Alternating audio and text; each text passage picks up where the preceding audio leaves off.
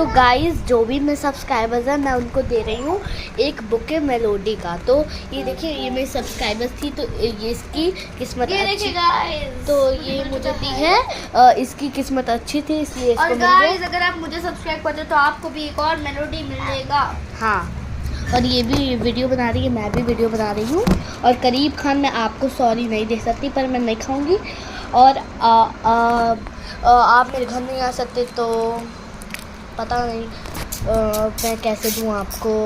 पर भानु प्रकाश जो मेरे सब्सक्राइबर हैं वो ऊपर ही जस्ट ऊपर रहता है तो मैं उनको देने जा रही हूँ और उनकी किस्मत अच्छी है। और करीब खान हमारे बड़े पापा हैं।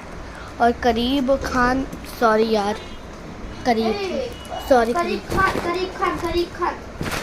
खान जी, अगर आपको ये चाहिए तो आपको मेरे घर आना पड़ेगा पर पता नहीं क्या हुआ है, मुझे नहीं पता। सॉरी करीब खान।